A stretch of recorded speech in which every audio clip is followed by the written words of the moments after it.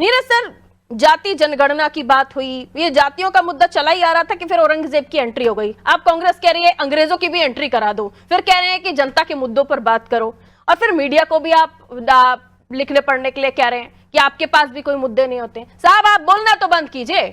आपके जो नेता हैं उनके पास ही मुद्दे नहीं होते जनता के। कितने सवाल होंगे सदन में उठाए होंगे आप लोगों ने। अपने क्षेत्र की बात करते हैं, उन क्षेत्रों के कौन से मुद्दे उठाते हैं आप लोग? आप लोग तो खुद वॉकआउट कर जाते हैं, आप लोग तो खुद धरना प्रदर्शन में जुटे रहते हैं। नीरज जी।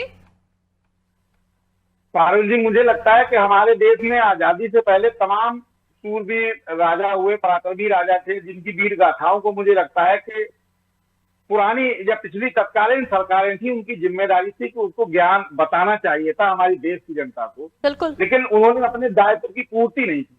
और सिलेबस में हमें क्या पढ़ाया जा रहा है? अकबर, शाहजहां, औरंगजेब, हुमायूं, बाबर। क्या जो मुख्यमंत्री जी ने आज कहा, मैं थोड़ा सा उस पर बात करूंगा कि क्या सोहेल देव जी को नहीं पढ़ाया जाना चाहिए था? क्यों नहीं पढ़ाया जाना चाहिए था? बिल्कुल। लेकिन अब है क्या कि जब बदलाव की ब्याज चल निकली है, तो मुझे लगता है कि देश के 75 साल हो गए आजादी को, हमें आजादी के बाद ये हवा चली है जो बदलाव की, तो उस पर मुझे लगता है कि देश में तब चली है जातिगत राजनीति हावी।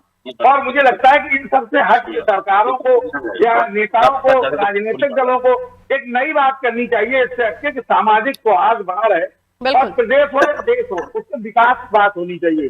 रही औरंगजेब की बात, तो जो लोग औरंगजेब की बात करते हैं, मुझे लगता है कि पारुल जी, उनको औरंगजेब की बजाय मुझे लगता है उस देश में प्रधानमंत्री की बात सुननी चाहिए। देश के यशस्वी प्रधानमंत्री कहते हैं कि $5 ट्रिलियन इकोनॉमी की बात कर रहे हैं, और वही बात 21 राज्यों के मुख्यमंत्री भी $5 ट्रिलियन इकोनॉमी की बात कर रहे हैं। देश के प्रधानमंत्री ये दावा कर रहे हैं कि 2047 में हम सशक्त राष्ट्र, हिंदू सशक्त राष्ट्र, भारत को विकसित राष्ट्र बना देंगे। लेकिन उसकी बात नहीं हो रही है।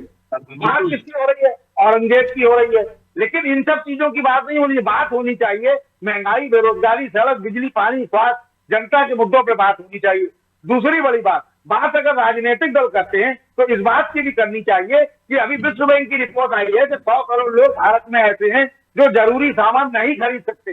इस पर क्यों नहीं बात होती है? महंगाई पे क्यों नहीं बात होती है? बेरोजगारी पे क्यों नहीं बात? मैं मानता हूं कि सोहेल देव को पढ़ाया जाना चाहिए था। ऐसे तमाम वीर महापुरुष रहे हैं, पराक्रमी राजा रहे, जिनके बारे में पढ़ाया जाना चाहिए था। लेकिन पढ़ाने की पैरवी कौन करेगा सर? वहां दिल्ली में बैठकर वक्फ बोर्ड के लिए, वक्फ संशोधन बिल के लिए खून बहाने की बात कही जा रही है कि हम अपना खून दे देंगे, वक्फ बदलने नहीं देंगे।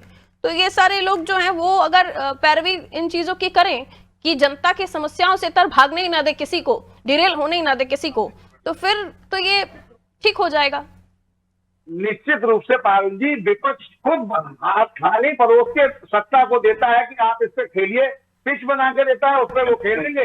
और निश्चित रूप से जैसा कांग्रेस के प्रवक्ता ने कहा कि आप अंग्रेजों के खिलाफ नहीं बोलते, अंग्रेज हिंदू नहीं, हिंदू मुसलमान नहीं हो रहा ना।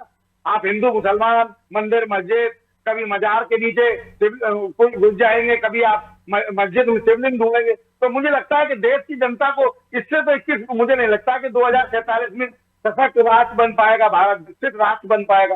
इन सब चीजों से कोई फायदा नहीं है। और मुझे लगता है कि वो लोग इतिहास की तरफ जाते हैं जिनके पास भविष्य नहीं होता। भविष्य क्या है? अभी देश की जनता का विकास है, विकास के मुद्दे पर क्यों नहीं बात करना चाहते आप? जी पारुल जी। ठीक है।